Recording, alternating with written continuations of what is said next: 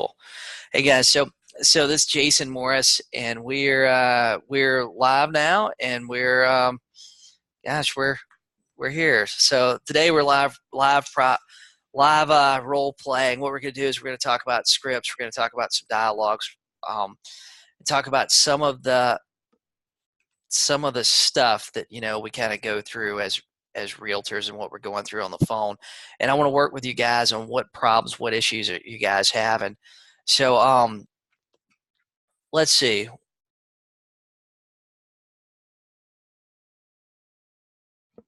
Let's see. John, Joyce. She got 3. I'm a realtor. Good, and you're gone. Let's see. What objections are you guys dealing with right now?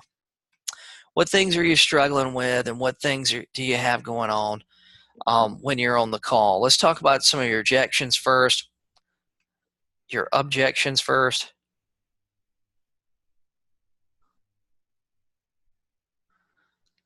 Do you guys have any objections that you're getting on the phone? Or any objections you're kind of struggling with?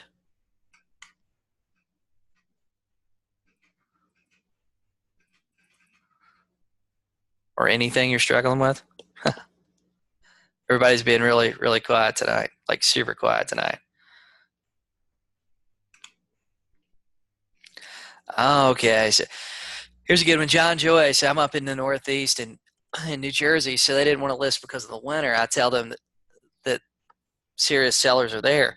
You know what? That's one of the things that I do see a lot up north. A lot of people don't want to list in the winter months because they don't think that buyers aren't looking.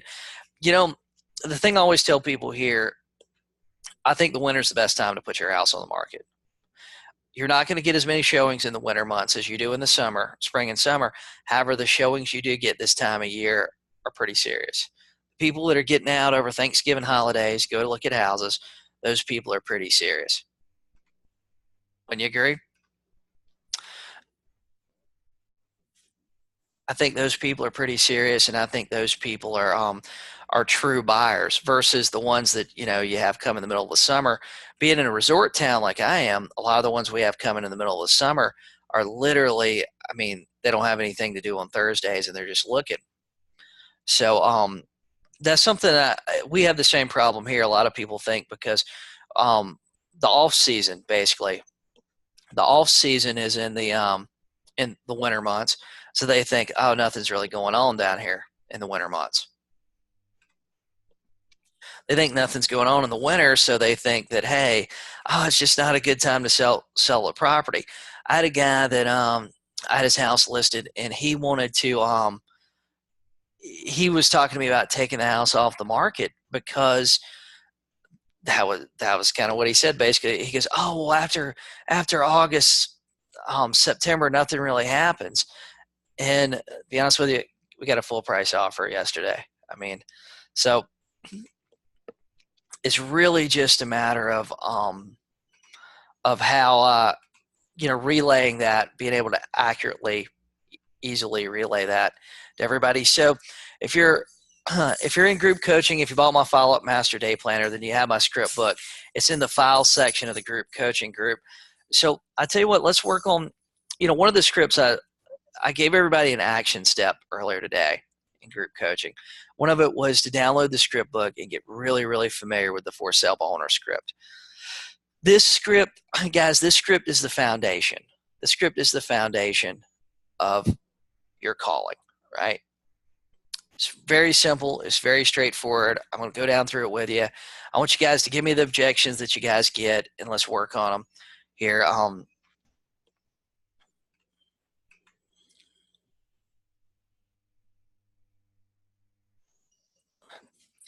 That's funny, John. Yeah, man. My mobile home stuff is wild. It's just the whole business is wild. I mean, honestly, I like it. I'm making money doing it. Or I wouldn't be doing it. But it's the wildest stuff we've ever seen.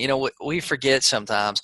We all like to put our realtor hat on, and we like to go, oh, that's gross, or this needs to be painted, or whatever. But here's the thing: just because it's not my dream and it's not your dream, that doesn't mean it's not somebody else's dream.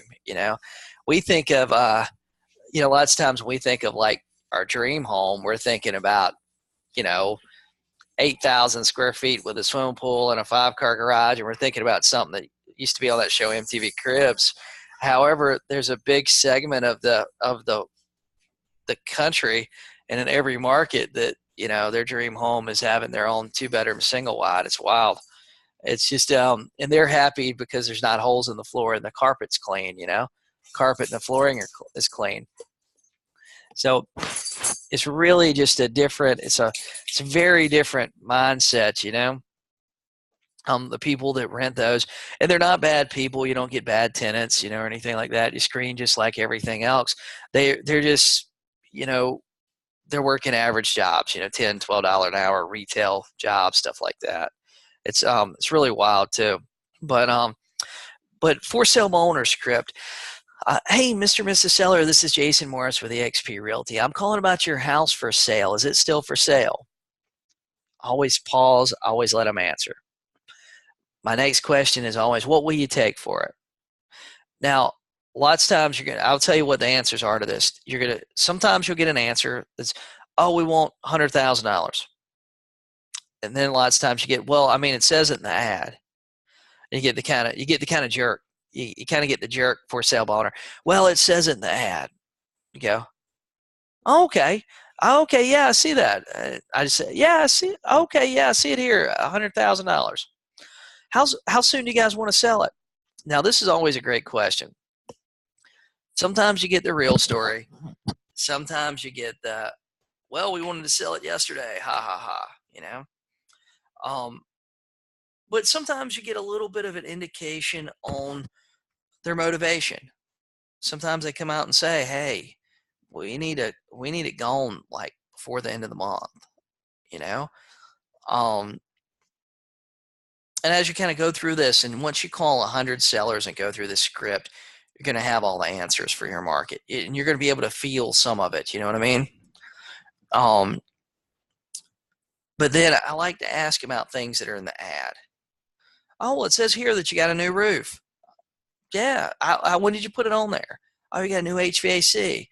Great. I like to ask some questions about the house. Now, while this is going on, I want to always pull up. I always like to be in front of my computer when I'm calling. I want to be able to pull up stuff and actually see kind of what's going on. You know, get an idea for the community, an idea if, you know, their asking price is something that's even close to what it is, what the market is. And Tommy, that's a great one. You know what? We all have those in our market where they say, hey, thanks for your interest, but, you know, we've sold several homes ourselves. We got plenty of time to find a buyer. You know, that is what a lot of them are thinking, because honestly, we charge a lot of money, but we're worth it, right? If you got a problem and you need to get rid of a house, the quickest way to do it is call a real estate agent. It's not to sell it yourself. It really isn't. But now, here's the thing, like a lot of these people, they are telling you that. However, they took the time to take pictures and put up a Craigslist ad. They took the time to go and get one of those red and white signs from Walmart or Home Depot and put it out. You know, there's been a lot of thought, a lot of planning that's going into what they're doing. So what's happening with a lot of that, Tommy, is when they're telling you this, it's nothing more than a smoke screen. They told it to the last 10 agents. They got those agents off the phone. And I'll tell you this, if you look back through your notes, look back through your follow-up and stuff, you're going to notice that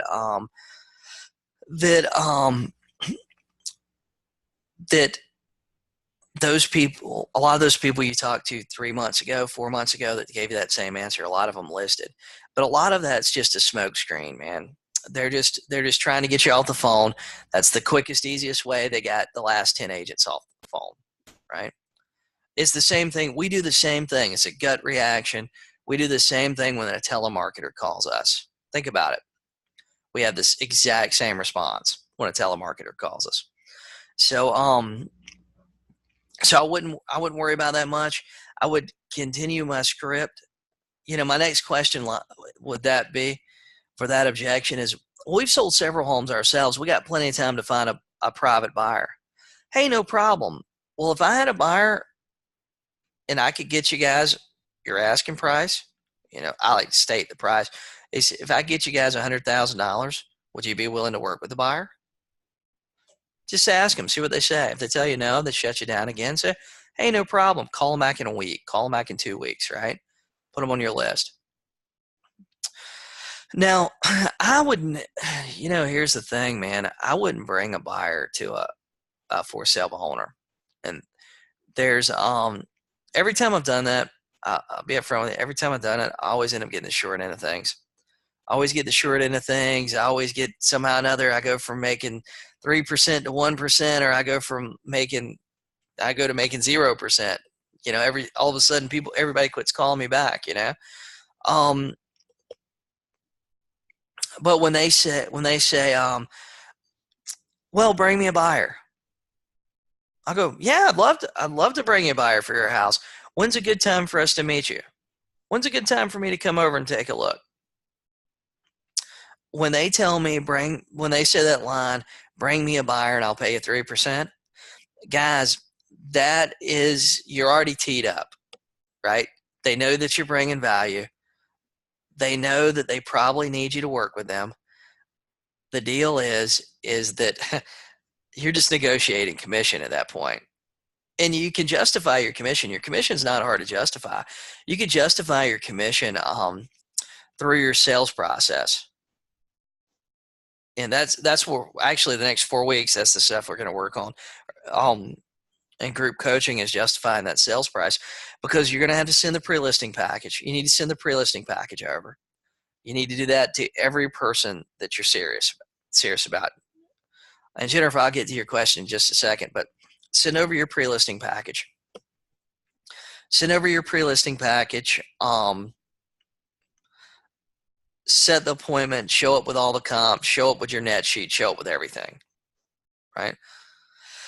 And you want to list it through your sales process, not over the phone. I don't really want to negotiate commission a lot over the phone.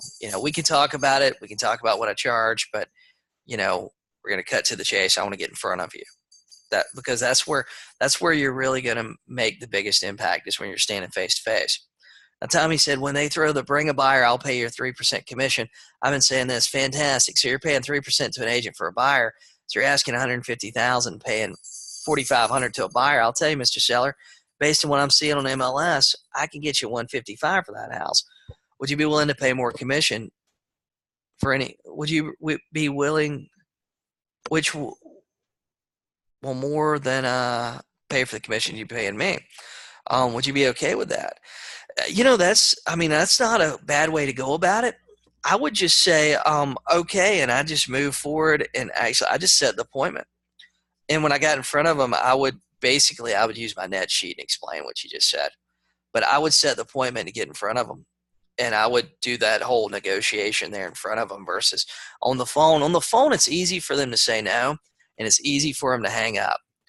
And here's the thing, you have so much better odds. You have such a better chance of them working with you when you meet them face to face and you go through everything versus meeting them, versus a 3-minute phone conversation. Yep. I would just set the appointment. Just move forward. Just move forward with it. Bring a buyer and I'll pay you 3% commission. Hey, sounds fantastic. Will you guys be home Tuesday at 2? I'd like to send you over some information about me and my team and what we do to sell property. What's your email address? And I would just continue with that. And then when I would show up, I'd show up at the house. I'd have the serious walk-around conversation. Hey, guys, I do a lot of research before I come to people's house. How about if we sit at your kitchen table and we go through it? And that's the process I would take with that.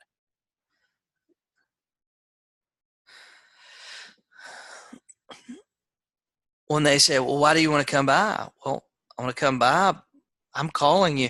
I like to get real serious with people. The reason I want to come to your house is because I can sell you want to sell your house, and I can sell your house for you. You want to sell your house, and I sell houses. Why do you want to come by? Well, you guys want to sell your house, and that's what I do. I sell houses. Just be really straightforward like that. So Jennifer asked, What about when they say no to every question? You know, um, when they say no to every question, I don't think it's a bad thing when they just say no, no, no, no. Hey, you know what? Here's the thing. Some of these people, some people are going to do that. You're never going to list 100%, right? Some people are going to say no to every question.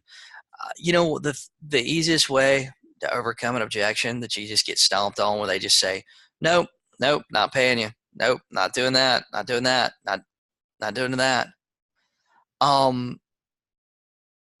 Just go, okay, no problem. So you don't want to so I can take you off my list. You don't want to sell your house? And, don't be scared to ask him that. You know what? I had a guy, I'll tell you this story one time. I had a guy that, man, he shut me down for weeks. I drove by his house. I wrote his number down on a sign. And I wrote his number down off of a sign driving around. And, man, this guy just shut me down. Oh, I can sell it myself. I don't need a real estate agent. I don't need a real estate agent. I'm not in a hurry. I don't really care. He just kept going on and on with that. One day I'm driving around and I'd kind of forgot. He kind of fell off my list, I'd been followed up with him so long. And I drive through the neighborhood and I see the sign out front. And the sign was all faded. It had been out there forever. So I pull up in the driveway. I get out because I couldn't make out the numbers. And I dial the number. The guy picks up the phone. And I go, hey, this is Jason Morris. I don't remember what office I was working at the time, but I said, hey, this is Jason Morris. I seen I wanted to give you a call. I see you hadn't sold your house yet. And he goes, well, no, I'm not in a hurry. I don't care if I sell it or not. And I said, well, I'm sure if you're not in a hurry, I'm sure you're tired of getting calls off this sign. What if I just take the sign and just throw it away for you? The guy's like, oh, no. And I said, so you do want to sell it? Anyway, I set an appointment. I ended up listing and selling his house. Sometimes you have to ask that hard question. So if you don't want to sell your house, you do not want to sell your house? And Tommy, that whole, you can come, but I'm not listing. And you know what? I talked about this on a little Facebook thing I did earlier today. If we eliminate the word listing from our vocabulary, when they say, hey, you can come by, but I'm not listing. Hey, no problem at all. I don't really care about listing a house. I just sell homes. I don't really care about listing a house. I just sell homes, right? I don't even like to talk to people about listing their house. And this is the truth. I don't like to talk to people about listing their house. The term listing has a negative connotation to it. Anytime we hear the general public talking about listing, it's usually the conversation is not good. It's usually, I listed my house with so-and-so and they were a bad agent, right? But, so I like to really deflect. Well, I'm not really interested in listing your house. I'm interested in selling your house. You do want to sell your house, right? Now Jennifer said, I saw a for sale by owner sign the other day, took a picture, went back to the office, looked it up and couldn't find it listed anywhere. How do you approach them? Well, Jennifer, that's a lot of my group coaching is about that. Go through some of the videos and I talk a lot about this, but I would call them and I'd use this script. I should be sharing the screen, but if you're in my group coaching, the scripts are in the files section of the group coaching group. And here's the thing, guys, there's a lot of opportunity right now, especially this time of year, to get really good at these things. And that's one of the reasons why first I want to talk about listings like this week. So we talked a little bit about it this morning. You guys need to get my script book, practice the scripts, find you a role play partner. If you're a Reddit subscriber, they role play for free. They have a role play hotline for free. And but when you get really good on the phone, if you guys really take it seriously and you really take learning this script seriously, where you know every answer to every question, every objection you're going to get really good at setting appointments. And that's really what I want you to do this week. Let's get really good at setting appointments. And John's right. You know what? You can always stop, knock on the door, say, hey, my name's Jason Morris. I work for eXp Realty. I seen your for sale owner sign. I seen your for sale by owner sign, and I was wanting some details about the house. Now, I always prefer to call. I always prefer to call because I'll tell you this: I'm kind of weird. Like if somebody comes and knocks on my door and I'm not expecting them, I'm real weird about it. That's me personally. So I've always felt very, very comfortable on the phone. Now, Redx has my scripts, but if you're a Redx subscriber, you get for sale by owners and expireds through them. They have a free role play hotline where you can actually call in, tell them you're using my script, they'll role play with you, and then they'll actually critique you, send you the recording so you can listen back to it. So Tommy said, I love calling sellers with signs in their yard, mentioning the sign and saying, I was over in your area on an appointment and saw that you were selling your home yourself. Kind of shows them that you aren't just blanket calling folks from listing. Zillow. I have a much better conversation. I agree with you too, man. I agree with you too. I like calling people and saying, hey, I like calling them and saying, hey, my name's Jason Morris. I'm with eXp Realty. I seen you want to sell your house. I'm standing out in your front yard. You know, that's a good one too. But I like the appointment thing. I tell you what, that's one of the greatest. That's probably like been my number one follow up thing. Is calling sellers that I've been following up with for weeks and going, hey, Tommy, this is Jason Morris. This is Jason Morris with eXp Realty. I was showing some buyers some property in your neighborhood, and I wanted to, and I thought about you. I wanted to see if you were still looking to sell your house. I like the whole I was in your neighborhood thing, man. That's a good one. So, so back to the script here. So I like to ask some questions about the house, and I like to pull up comparables. I want to, because guys, you know, this is a big deal. Like houses that were built during the last boom. If you're in a coastal area, if you're in an area that probably has a lot of snow, I don't know much about houses with a lot of snow, but like here on the coast, if you've got a roof that's 12, 15 years old, it's about time for another roof. The salt's kind of hard, you know, on them. So if they got a brand new roof, if they're in a community that was built in 2005 and they got a brand new roof, man, that's a great selling feature, right? They should be able, in a normal market, they should be able to get a few bucks more for their house. They're not going to recoup the whole cost of the roof, but they should be able to get a few bucks more for it, right? If HVAC, same way. HVAC, lifespan 10, 12 years, 15 years. Yeah, if their house was built in 2005, 2006, you know, I don't really have a whole lot longer. It's about time for a new HVAC, you know? Tommy said I got stood up twice by a FSBO this week. Saw a for sale by owner sign 2 streets over. Called him, used that last little bit, set a listing appointment this Sunday. Dude, you know what I would do, man? Is I would call those two that stood you up. I tell you what, I hate getting stood up. When I'm standing in their front yard, but I've learned that I need to tell them I'm busy because we can't allow people to devalue our time without letting them know they're devaluing our time. Um, One of the things I like to do in that case, Tommy, I know it's easy because I think we're a lot alike, man. From stuff me and you've talked about, it's easy for me to get upset and say, "Oh, screw them," you know, they wasted my time. But they know they kind of wasted your time, but they still do want to sell their house, and they're going to list with an agent because if they're standing up they're standing up buyers. They're probably standing up other people. They're probably difficult to show, right? So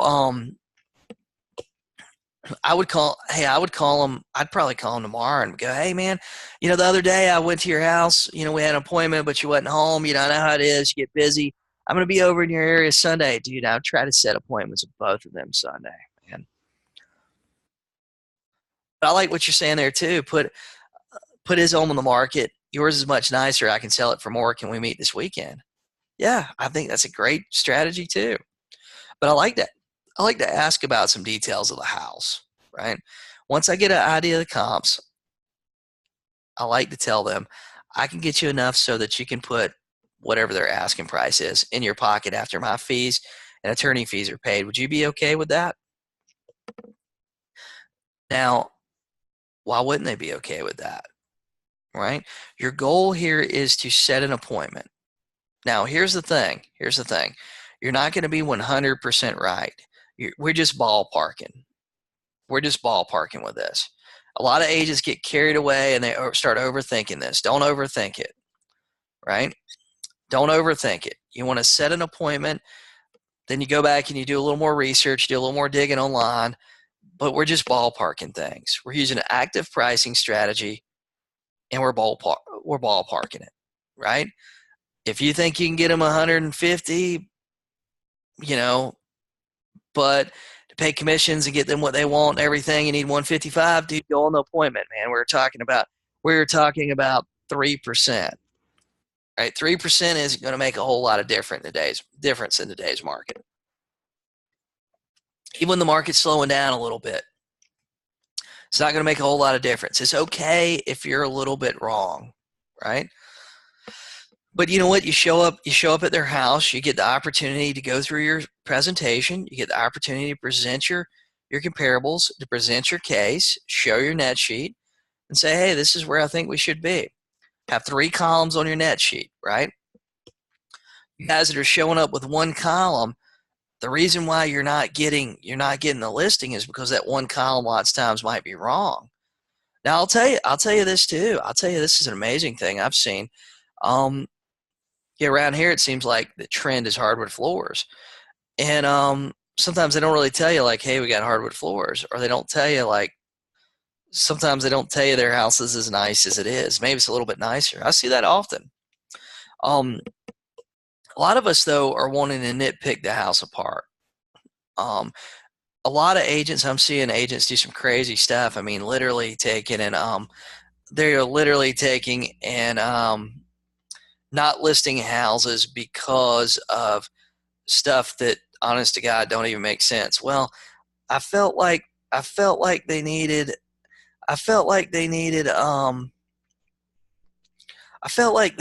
to paint and they didn't want to paint, or I felt like they needed to do this and they didn't really want to do that.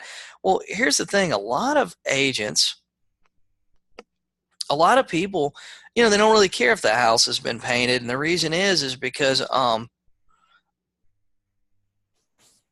they're going to paint anyway. I mean, and as long as there's not holes in the walls or nothing really crazy, it's not really going to be that bad. You know what I mean? So guys, I wouldn't worry about like the house not being perfect. A lot of what we're doing, a lot of the business, a lot of agents think that we have to be spot on. We got to be within $10 of the sales price. A lot of them don't realize that we're taking a 3 to 6 month listing, and sometimes we list it today, at a price that might be a little closer to that 3-month mark. You know what I mean? A couple of cheaper ones have to sell. The snow has to thaw a little bit outside, And you know what Tommy said that in my market, I'd say the vast majority of for sale owners are pricing themselves at market value, maybe even a little bit higher. This is my number one stump me objection. How the hell can you get me my asking price? You'd have to sell my home 10,000 higher than anything that's sold. Now, here's something that's pretty interesting when you say that.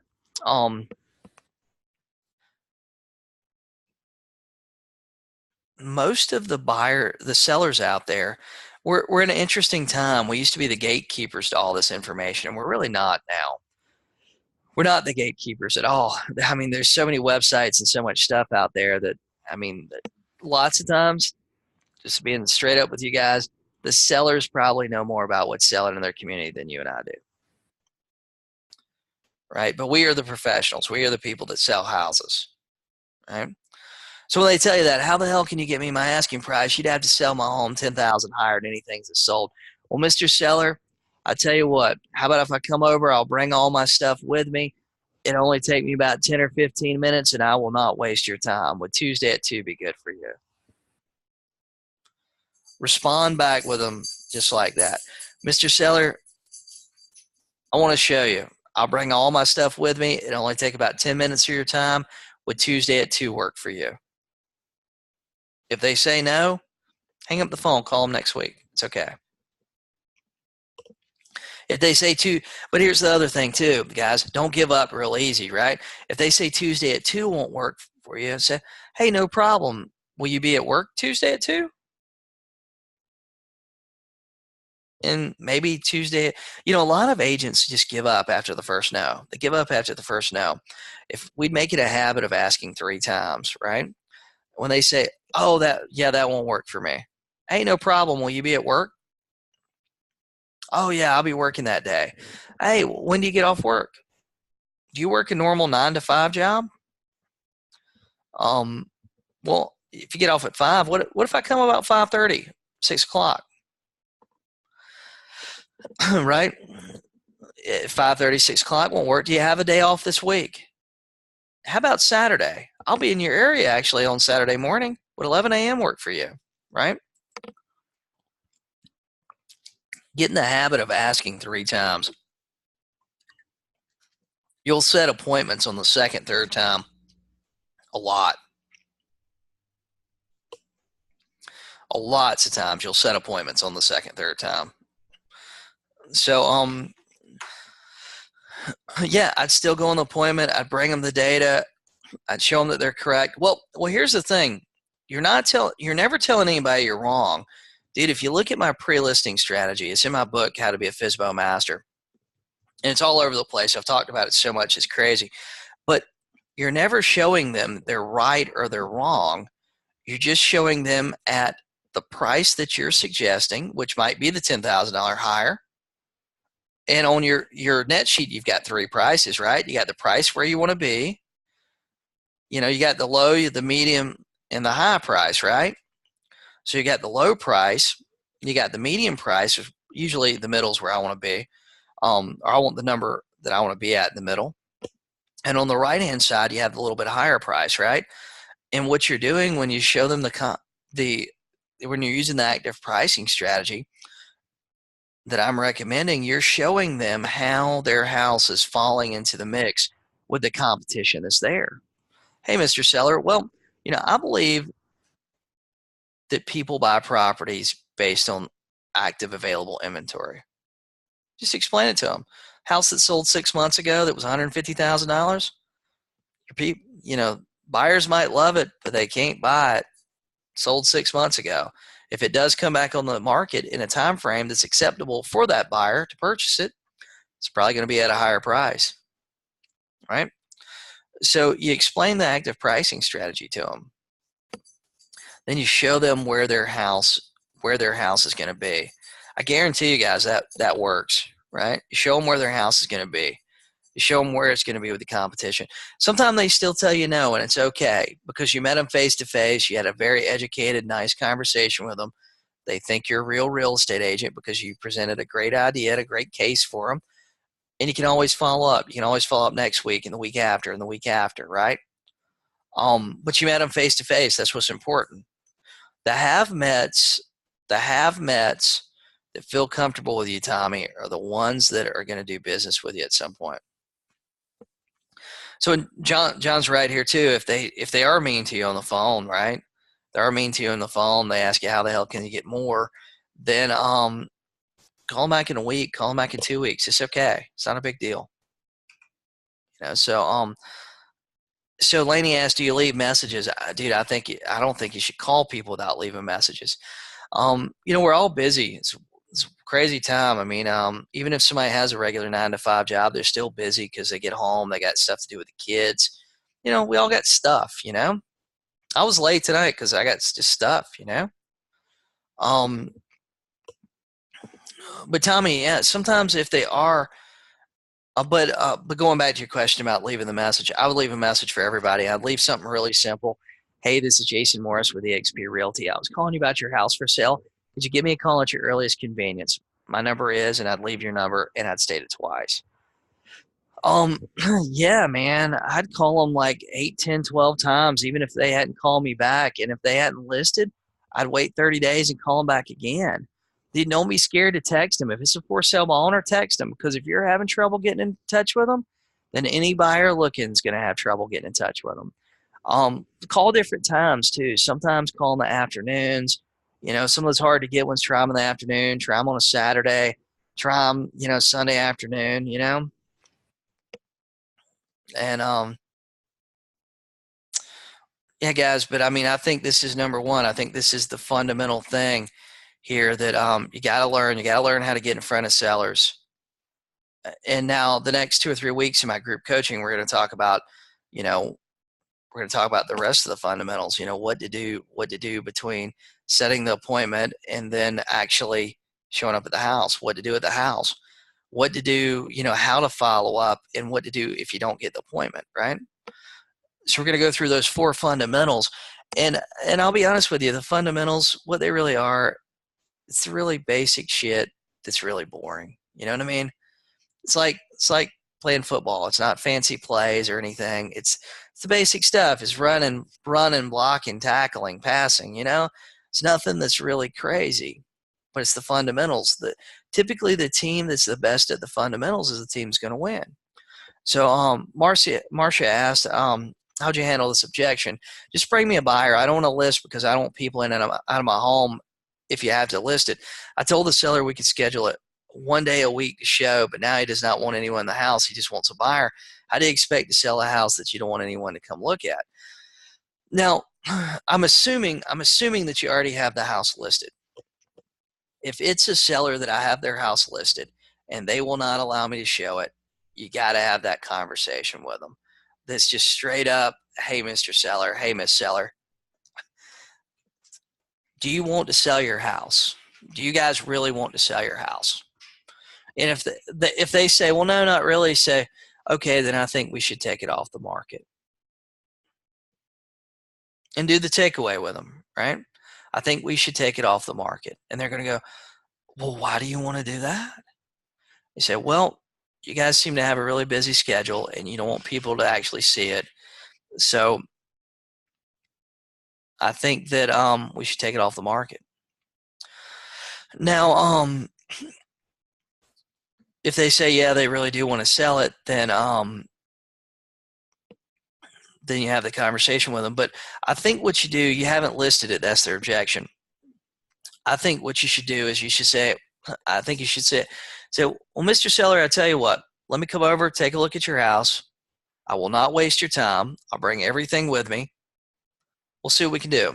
When you get there in front of them, go through everything just like you normally would. Let them give you that objection face to face, right? There's a reason they don't want people in their house. It's probably because they live like pigs, to be honest with you. Every time I've had somebody tell me that, oh, well, we don't really want people in my house. They live like pigs. And you know what? A lot of agents out there will say, oh, we need a staging expert to come in. Dude, you can go scrub baseboards yourself and get the best staging expert that you can find in your area. And a week later, their house is still going to look like pigs live in it. And that's the truth. It doesn't matter. But every time I've ever had a seller tell me that, that's what the deal was. I had a lady one time, I'll tell you guys a quick story. I had this lady one time that she was telling me this. Super nice lady on the phone. I mean, had a great rapport with them, but dude, she would not let me in her house. And I mean, man, I was struggling. I mean, it was like, I can sell your house. I mean, I get her more than what she wanted. I mean, it's a great neighborhood. I mean, like perfect listing, right? It's one that we want. And finally, I mean, it took weeks and weeks and weeks of follow up. And finally, I go over a list of the house. She kept telling me, she kept going, oh, well, I need to clean up. And then she'd cancel with me. Oh, I need to clean up and I got to do this. And I just hadn't had the energy, Jason. I'm sick and I got this stuff. And I know why she was sick, because her house was filthy. So we go over there. I finally go over there and she lets me in the house and she goes, I cleaned for 3 days straight for you to get here. And I'm looking around going, you cleaned what? I mean, I'll tell you this. She was kind of a larger lady. And as I'm walking through the house, she has her underwear hanging on hangers in the bedroom doors. And I'm like, oh, wow. And she's going, yeah, just go ahead and look over there. And, it was like, oh, man, this is almost crazy. I had to look through like her her gigantic panties to see inside the room. And I mean, it was just like there was nothing that was good. She had like half done paint jobs.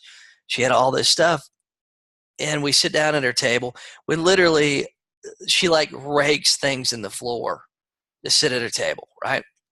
And I'm going like, man, she just had so much stuff.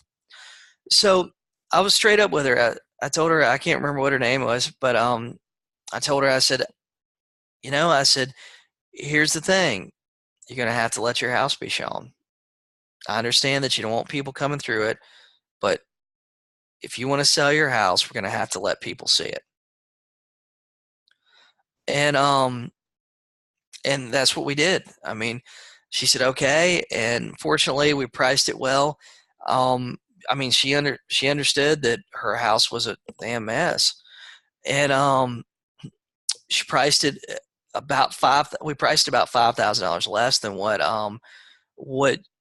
we'd originally talked about, but it got like 4 or 5 showings and the house sold, which were really fortunate. But I had another one a while back. Lady said that they didn't want a lot of people in and out their house, and I'll tell you why. Because they had fleas that would carry you away, and I mean, I'm walking out the house, and I had on a pair of khakis, and I looked down before I got in my car, and like literally from the knee down was just black. And I'm like, oh man. I tell you what I did was I turned right around and I walked right back in the house, and I said, hey, Mr. and Mrs. Seller, I want to talk to you about something real quick. I want to talk to you about something real quick. Look at this. And I show them my pants legs, and I said, it appears you guys have a flea problem. And of course they denied it. Oh my gosh, those must have come from out the yard. And I said, I hadn't really been out in your yard. I've been at your kitchen table. And what I offered to do then, I said, guys, I said, I tell you what, I said, we need to do something with this before we show it. So, and the lady tells me that she doesn't really have the money to do it. So in that situation, I paid the $100, had it treated for fleas, and told them they could just reimburse me at closing. And it worked out. It cost $100. We sold their house quick. I don't want a lockbox. I'll tell you what, I don't have a problem at all with that. The whole I don't want a lockbox, especially if like their primary residence people living in the house. Hey, no problem at all. We'll see how it goes without it. We can always add one later. If they're constantly canceling appointments because of the lockbox or no access to the house, dude, it's okay. It's okay. We can just add a lockbox, right? After they miss a couple of showings, have the conversation with them. Hey John, just want to give you a call. I know that I know you didn't want a lockbox, but I know we've missed a couple of showings, and typically in my market, this is always my line. Typically in my market, it takes about 10, 12 showings to get an offer. Guys, we just missed 3. We missed 25% of the showings we need to get an offer. Do you guys want me to put a lockbox on it? And just ask. I mean, I tell you what, I got a seller right now that he didn't want a lockbox on the house. And I kind of get it. I wouldn't really want one on my house, I don't think. I got a couple of expensive items laying around here, so I kind of get it. But he didn't want a lockbox on his house. But I tell you what, they have been fantastic with showings. I mean, they bend over backwards to make. I mean, the only issue we've had with a showing is sometimes the people would say, "Hey, I want to be there at 3," and they'd say, "Well, can we do 3:30?" And I mean, that's it. Sometimes the people will actually work with you really well with the showings. But I wouldn't let the no lockbox. I wouldn't let that deter me at all. I wouldn't let that deter me at all. But Marcia, did that help you a little bit with that question, that scenario you're going with? Guys, and I'll tell you, this is another thing here. Don't get hung up with one listing. I see a lot of agents do this too. They'll have one listing they're working on and they're beating their head against the wall. Because they got that one lead in the pipeline. This is why we got to make calls and we got to prospect every day. because this is the deal. If you got one listing, you got one seller you're following up with, it falls through, they list with another agent, they list with that old mean crooked agent across town, um, they list with him, and you only got one person in your pipeline, it sucks, it hurts. If you got 10 people in your pipeline, you got 30 for sale owners you're following up with, you got 50 you're following up with, right? You losing one doesn't really matter. And that's something I try to teach agents too. A lot of agents go, well, I got 3 listings and they're not selling. Well, what you really need is you need 3 more. You really need like 10 more. Because it always hurts when you got one and that one doesn't work out. But if you had 10 and one doesn't work out, it's just not a big deal. And Marcia, that's it too. Seller's just unreasonable. I put him on a drip campaign. Some people are just crazy. I honestly think email drip campaigns are useless. I'm not trying to hurt anybody's feelings because I know that real estate agents love drip campaigns. But really, if you're using a canned drip campaign, one that's automated, that's in conversion, or it's in a top producer, or line desk, or whatever fancy CRM you're using, chances are Gmail. Most everybody uses Gmail or a Gmail-backed service nowadays. Gmail is smart. They're super smart, and they know that email is being used by a bunch of different people, and they have tagged that as spam a long time ago. They've tagged it as spam, and that email is not getting delivered, or it's getting delivered to your promotions or spam folder, right? So yeah, drip campaigns don't really work. I mean, my whole follow-up thing is I prefer phone calls. I think phone call, text, email it would be 3. And the email, I think it has to be specific to them. It has to be like a specific thing. Got to say something in it that means something to them. You know what I mean? So John said, so I had this one lady talking with, she had it listed with a shit bag and withdrew and went back to for sale by owner. She's a tough one because of the previous agent having a hard time converting her. Well, the first thing I would do, John, is I'd never talk about listing the house with her. I'd always talk about selling it. That would be number one, and I would constantly try to follow up with value, and I would look for that thing in the conversation with her. Look for that thing, that was her big thing, Here, I mean, I'll tell you, here we got an agent. I hear about him often. I don't really ever run into him anymore, I feel like, but I hear about him often where, the whole thing for his whole team is list it, price reduce, price reduce, price reduce. Whatever it takes to list it and price reduce. And I mean, man, they beat up people. They got a canned email that goes out every week, price reducing. And I mean, it's kind of smart. Price reductions make you money. I mean, that's bottom line. We should all be priced. We all should also have an idea of when we're going to price reduce somebody. But at the same time,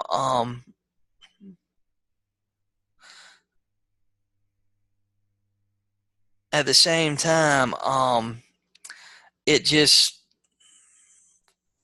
I don't like the whole beating them up, price reducing them like every single week, But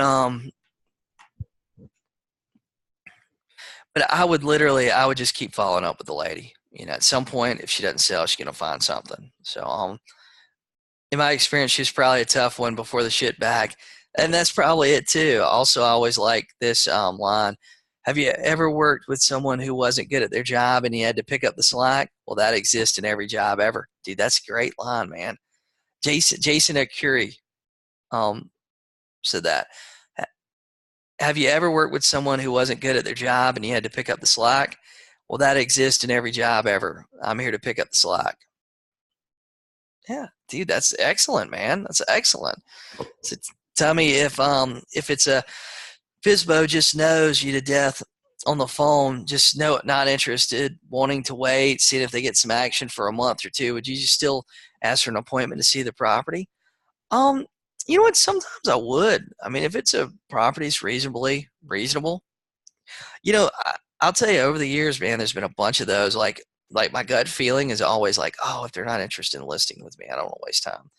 But at the same time, um, I've had a lot of them where they've told me so many no's, and then you show up and you go through your whole thing with them, and they're like, yeah, yeah, sure.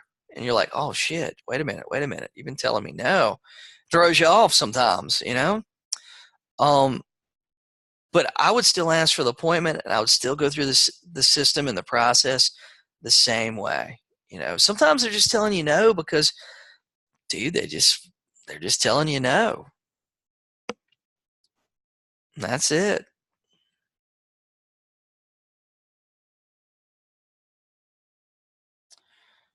So, man, we've covered a lot of stuff. So let's go down through like the last part of the script real quick. Because I want to make sure that you guys leave with this one thing here. If you don't leave with nothing else from this call, right? I want to make sure you leave with this one thing here. So, guys, every seller that you talk to, that you have any type of serious conversation with about selling their house, you need to send them your pre-listing package. I'd like to send over a package that tells a little bit about me and my team and what we do to sell homes. What's your email address? Right? I will tell you, I had a lady call me the other day, and man, this lady, I talked to her like a year and a half ago, 2 years ago. She ended up lease optioning her house. And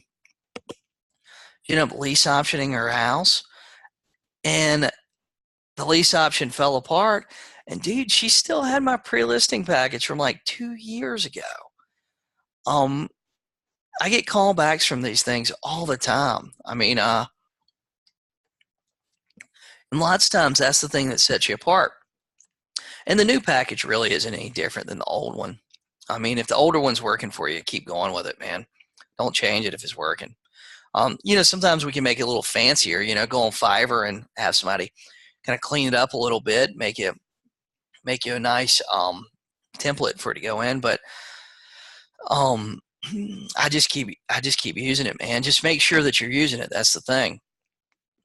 But even these people that say, well, we just want to try ourselves right now. Guys, the ones that are telling you, hey, we want to try ourselves right now, say, hey, no problem. No problem. Well, I'll tell you what, I'd like to send you over some information about me and my team and what we do to sell houses. That way you've got an option if you decide you won't need some help in the future. What's your email address?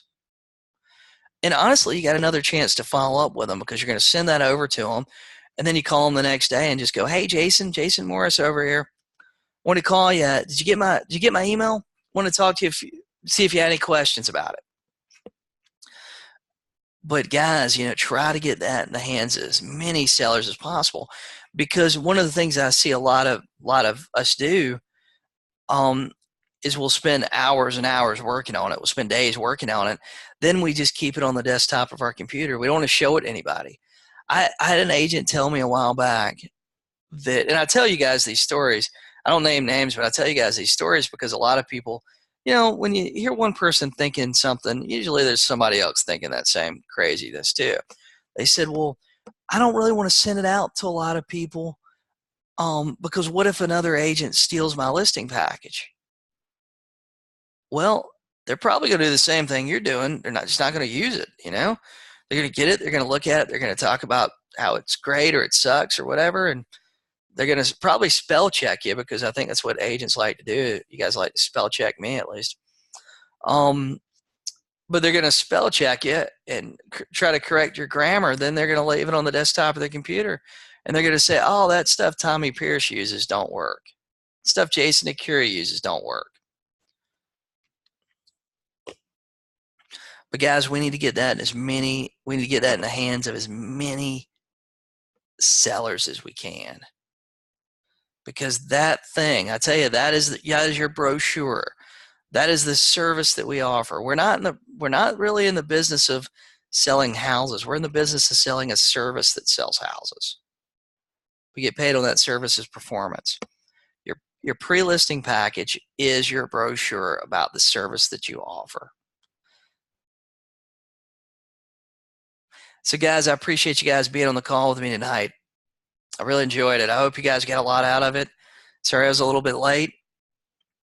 I tell you what, is there any other questions I can answer? I got a few more minutes. If there's any questions I can answer. Any last things you want to talk about real quick? But I hope you guys get a lot out of this. I want to do another one for you guys in my group coaching. I want to do another one for you. Because I want to do one more. I want to do another thing on scripts here before our next coaching call, right? Because I want us to go through as many questions. I want to give you guys as many ideas on overcoming objections. I want to give you guys as much stuff as possible because I want you to be really, really good at this. The better you are at setting appointments, the more listings you're going to take, the more opportunities you're going to have to take listings, right? Even if you suck, we can always get better at the appointment. You know what I mean?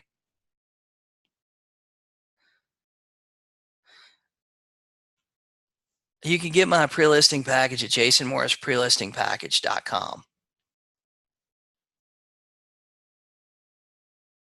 Yeah, Tommy. I bought Tommy a webcam so that we could do one of these calls together. Yeah, man. Let me know. Let me know, dude. I got some crazy stuff going on. I want to talk to you about with my mobile home stuff. I want to tell you about it. It's exciting. But jasonmorrisprelistingpackage.com is where you can actually download my template. It's free, no cost. There's even a webinar that goes along with it. But I want to do another one of these calls with you guys before our next coaching call because I want to make sure that you guys have everything that you guys need. Go out and set a lot of appointments because this time of year, man, this time of year is so important. And it's such a great time of year to gain traction. So guys, I hope you guys have a great night, and I will talk to you guys soon. I'm going to upload this video to group coaching. I'm going to upload the recording. I couldn't get it to sync so that we could do Facebook Live too, but oh well. At least the people that didn't make it at least can watch the recording. So you guys have a great night, and I'll talk to you soon.